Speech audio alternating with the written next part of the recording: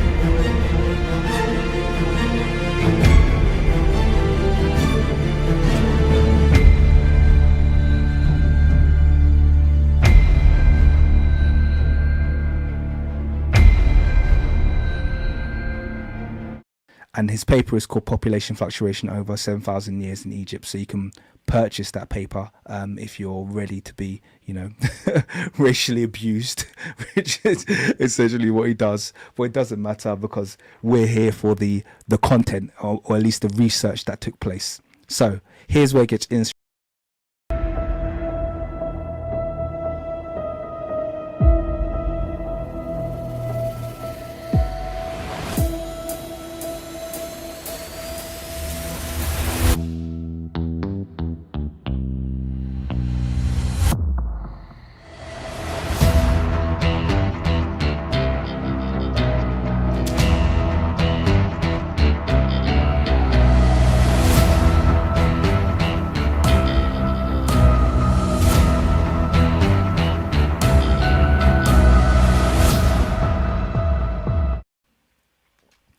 In 1300 BC, we find a well-known family of long skull people as rulers of Egypt. Akhenaten and his wife and their daughters had clearly very elongated skulls.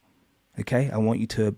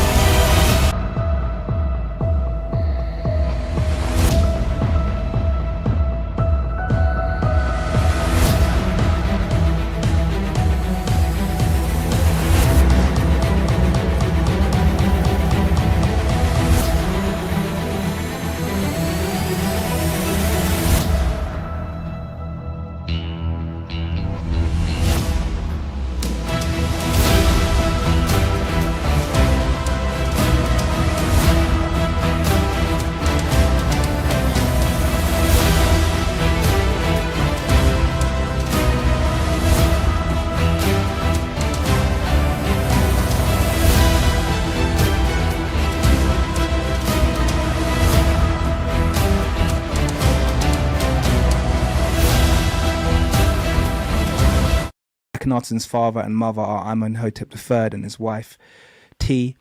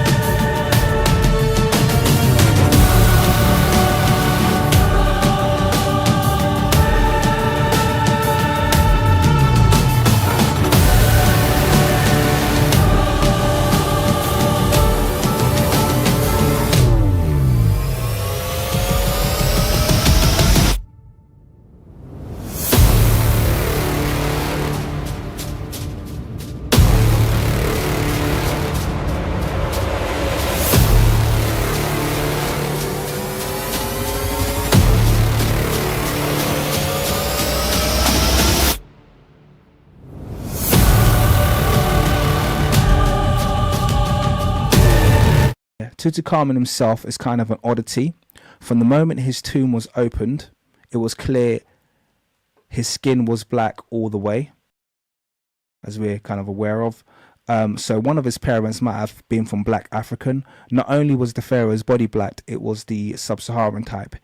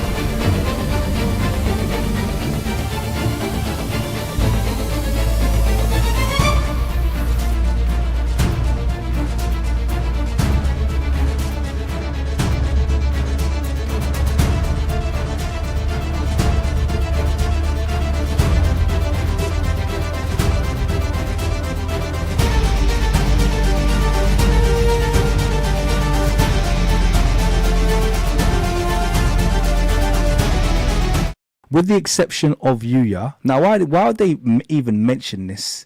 Why would they even mention this? Okay, because clearly there's an agenda at play here to kind of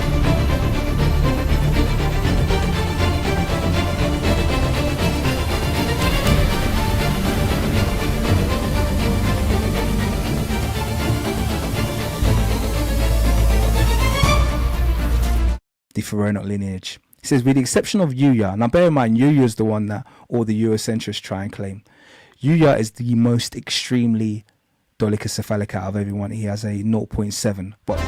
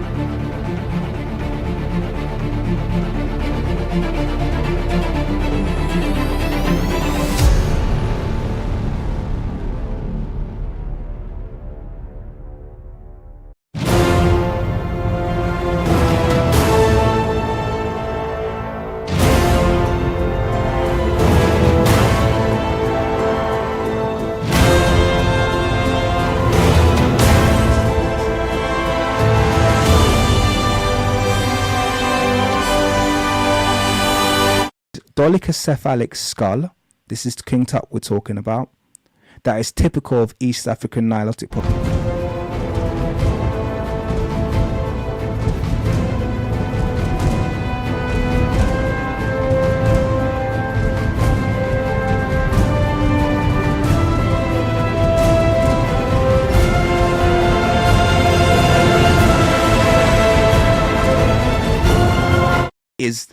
There is nowhere on earth King Tut has a cephalic index of 84, and I'm going to show proof of this as well. I'm not going to literally just say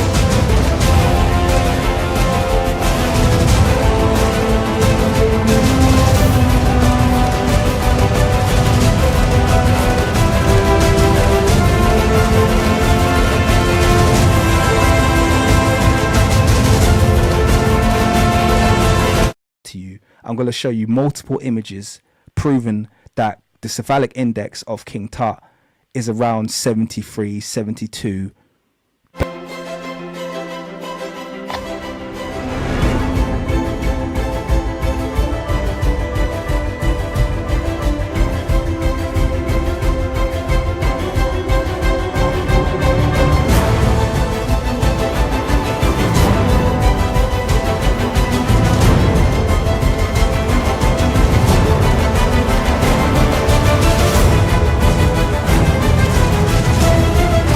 Little bit wider from the front, given that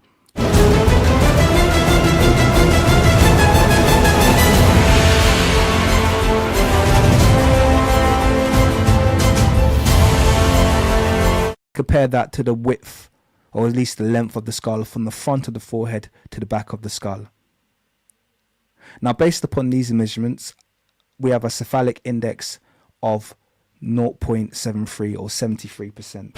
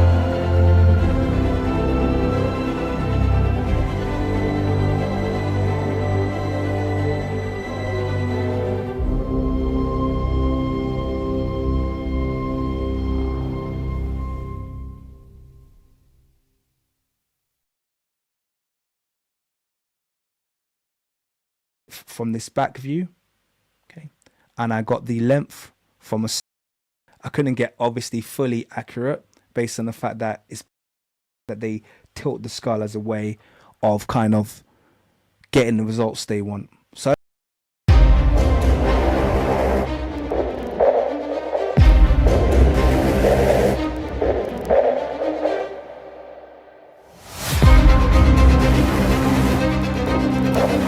cephalic, which is a long skull. So when you have a long skull, and then you have the more square shaped skull over here, which is the brachycephalic, or the round skull they call it, where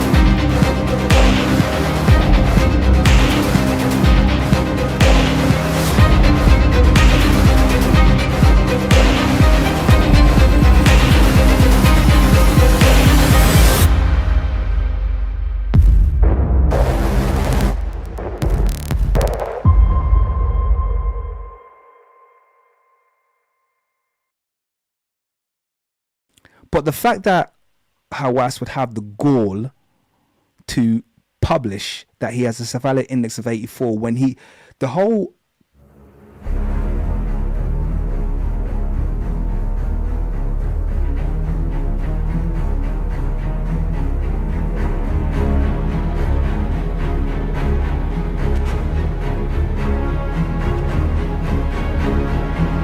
Hawass thinks he can just publish, oh, well, actually, we've just checked and he's actually got a round skull. Your eyes are lying to you. It's like, these people...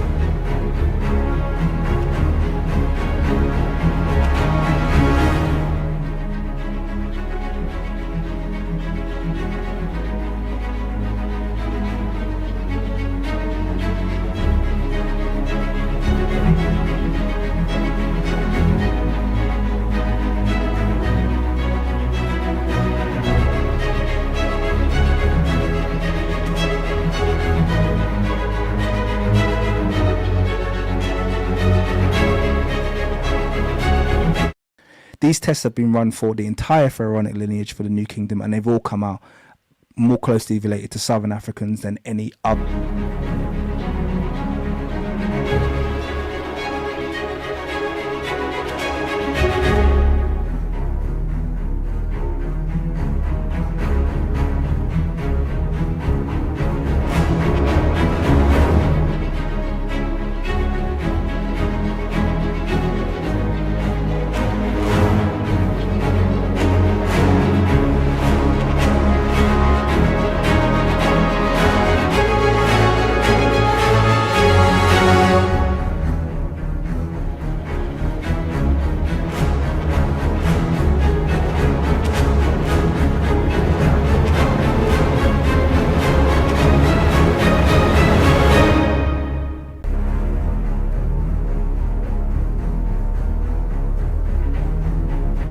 So I bet you he really regrets producing this study, because it's been used to kind of like disprove, well, to prove the black Africanness of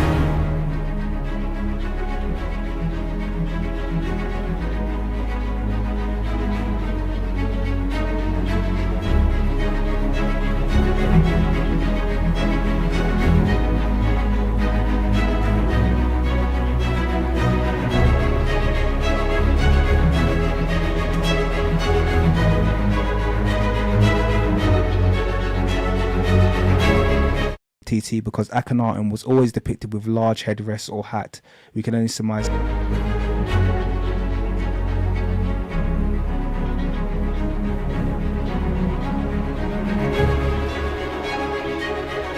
of King Tut's skull. And instantly when I saw these photos, I was like, that doesn't look like King Tut's skull. What's going on here? This is what's going on. This doesn't look.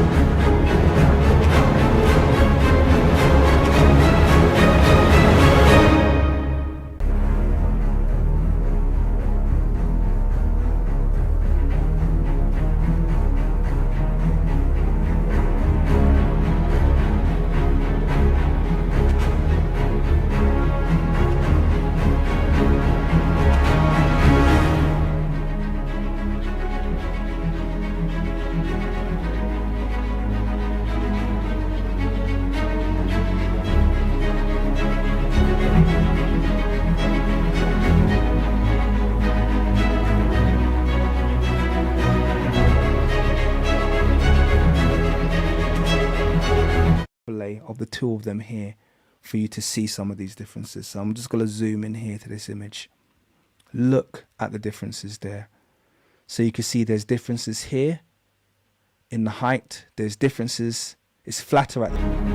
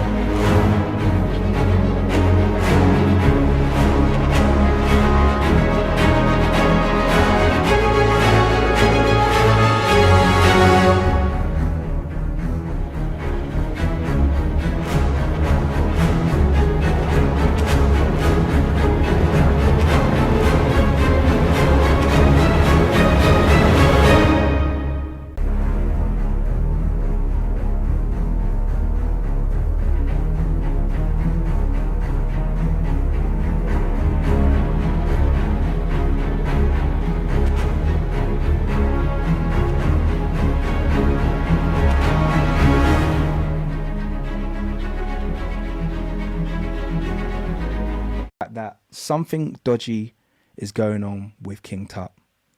Now, if you was to play a game or spot the difference, I think most people would agree that these may not be the same mummy. Okay? In fact, I would go on to say they're not the same mummy. This is King Tut as he was exhumed. So this is the older version, the original King Tut. Now, I want you to have a look at the eyelids, because this image was taken in 2023. And this image of King Tut, he has complete eyelids. This image, he has no eyelids. And this image, he has complete eyelids. Now, can anyone see a problem with this? Because that is very problematic. Let's have a look at the gold band as well. The gold band on his head is clearly quite high up in his forehead here, and you can barely make out that it's gold. If you look at the gold band in this image, it's moved down completely. Now, did they add a gold band? Did they think he didn't have enough gold? Someone else has also pointed out different noses. I was going to come on to that. Absolutely, they're different noses. And even if you look at the teeth, I mean, you could turn around and say, well, the teeth have been cleaned, but there's something very dodgy going on here. Are they showing kind of all...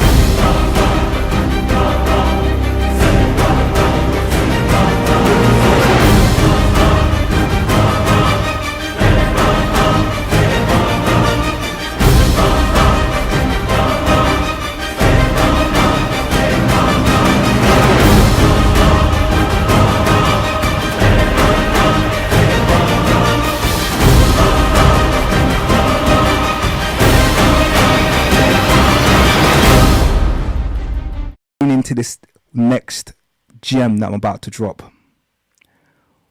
Early European royalty and the early European people were all, or were largely,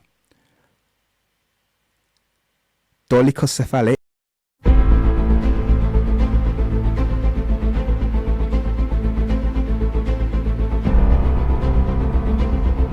So that's how deluded these people are. Literally will not have a trace of dolichocephaly in modern Europeans, not a trace of it.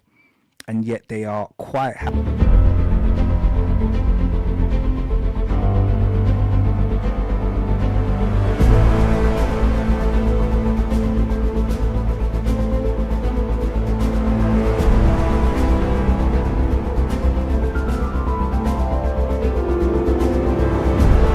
That's classified as a disability because Europeans do not possess that trait. They don't have the ability to have subnasal prognathism, so they call it Habsburg jaw. Okay, so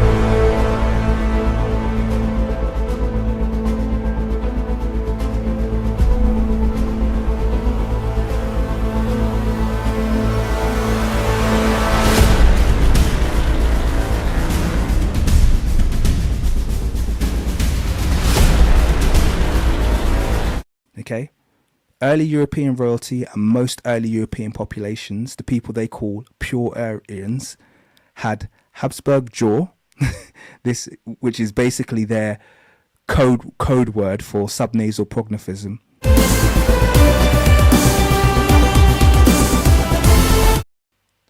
They'll tell you that subnasal prognathism is a disability of the lower jawline.